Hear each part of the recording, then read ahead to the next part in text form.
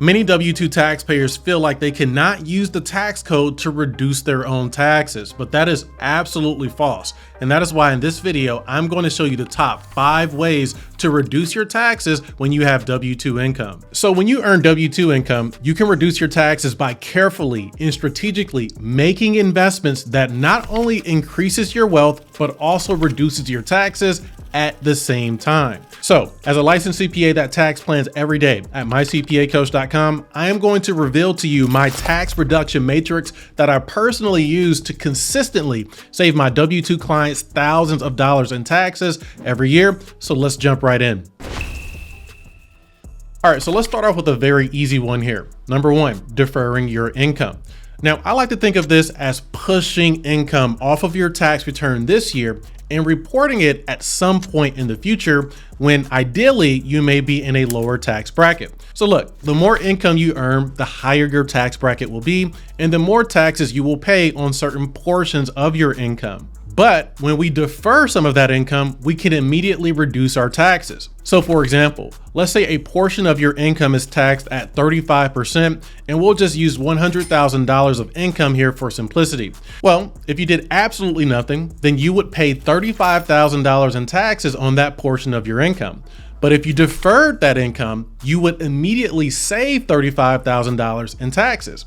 And let's say in the future, you withdraw portions of this income when maybe it's taxed at 12%, for instance, which means that when all is said and done here, you would only pay $12,000 on taxes on that same amount of income, saving you a net of $23,000. So in order for you to defer income and save money in taxes when all is said and done, you must fully understand your income and how it is being taxed now and how it may be taxed in the future. But with that said, you're probably wondering, well, how exactly do I defer my income? Well, you can easily defer your income with various retirement plans, health plans, and even deferred compensation plans. So as far as retirement plans go, you could set up a traditional IRA on your own and defer up to $7,000 to $8,000 depending on your age and income. And if your employer offers a 401k plan, for instance, then you could also defer about $23,000 to $31,000 as an employee of that company. And if you happen to have a side business or a side 1099 gig, you may also be able to defer another $46,000 or so through the use of something like a solo 401k or SEP IRA as an employer. But that's just retirement. You can also set up a health savings account or HSA and deduct up to $4,000 to $8,500 of income you place into it if you qualify. But outside of tax advantage accounts like these, I have also seen my W-2 client set up deferred compensation plans with their employer, which is basically just an arrangement with your employer where they agree to pay portions of your compensation at a later date. Some employers will even go as far as offering you stock options or equity compensation as mechanisms to allow you to defer tax to a later date. So if you're looking to reduce your taxes as a W-2 employee, all of these things should be explored. And this is just level 1. So let's go ahead and take it a step further here. Method number 2, real estate investing.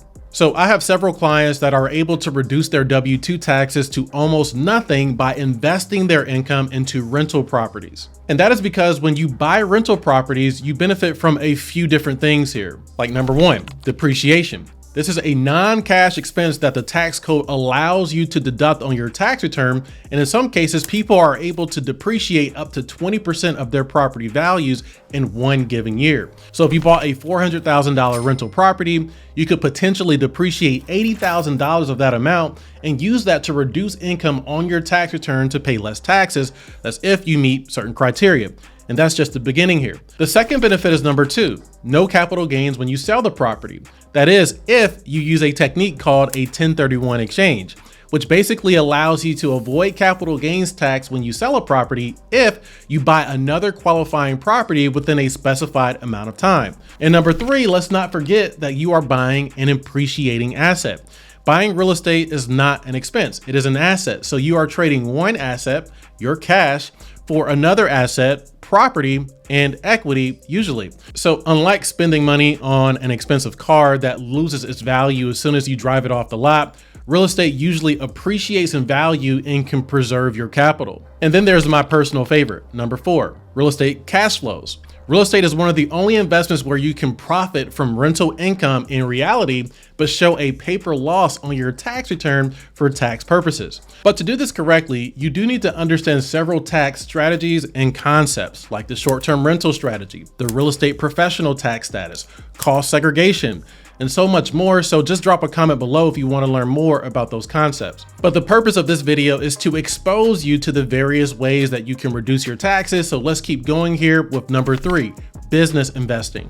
So just like you can buy real estate, you can also buy a business to receive big tax benefits, or simply invest into an existing business, or even start a side business.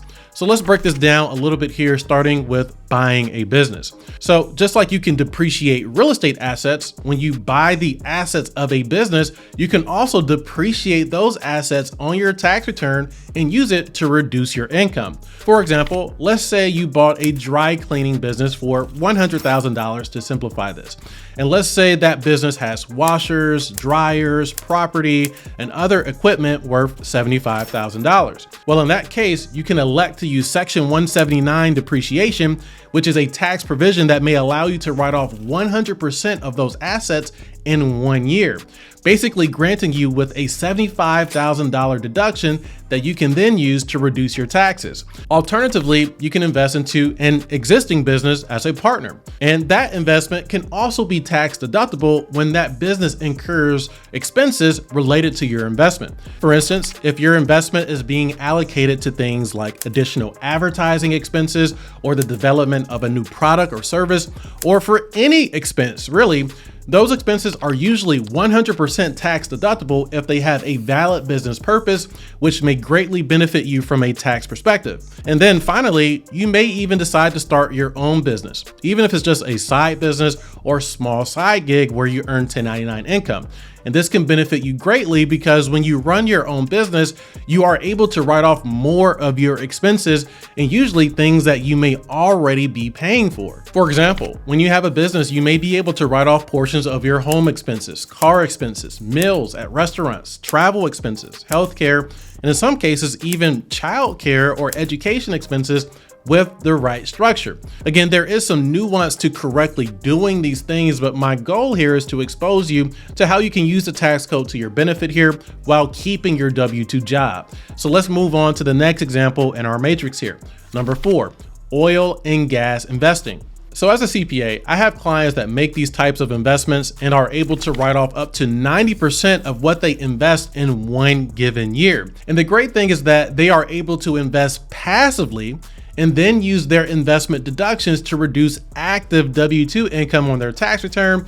So let's talk about how exactly this works. So first of all, you have to understand that increasing domestic oil and gas production is a major priority of the US government. And since they can't do this themselves, they provide very big tax breaks to companies that conduct drilling operations to increase this type of production.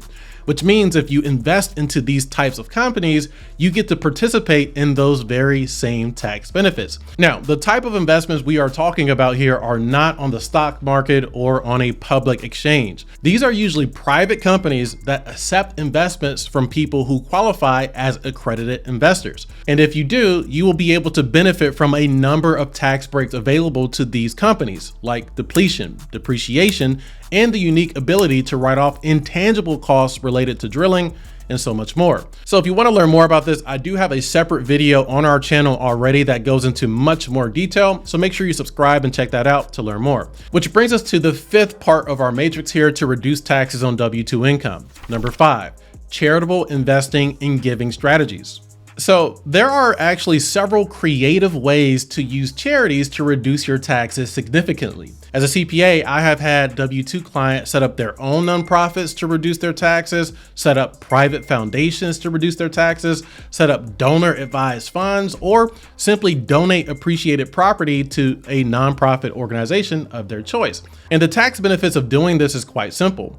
The tax law allows you to deduct donations you make if you use the itemized tax deduction on your tax return. And if you set up your own nonprofit organization or qualified giving fund, if you will, you can basically create charitable tax deductions by moving money to another entity structure that you still control. For example, let's say you usually give about $10,000 to nonprofit organizations each year, which could even be your church, but you want to find a way to save more money in taxes, and let's say you have some extra capital on the side. Well, since you already give $10,000 each year, well, what if you just created a qualified nonprofit fund and moved, let's say, $50,000 to it? That way, you would be able to realize a larger charitable tax deduction in that year and still give the same $10,000 to nonprofits of your choice from that fund like you already do. The only difference is that you're realizing the tax benefits sooner. And you can do this with your own nonprofits, private foundations, or setting up something like a donor advised fund, for example.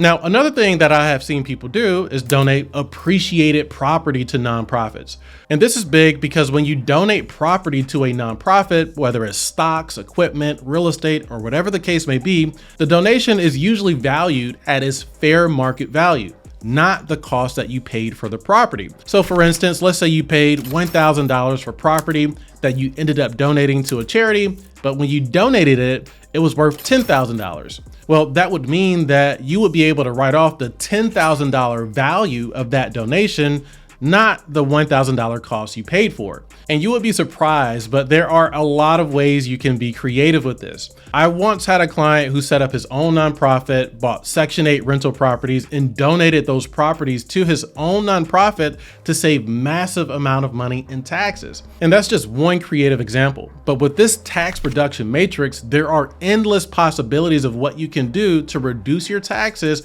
while keeping your W-2 job. So if you want to learn more about this, make sure you subscribe to our channel at a minimum. And if you need immediate assistance with reducing your taxes right now, just apply to become a client of mine today at mycpacoach.com.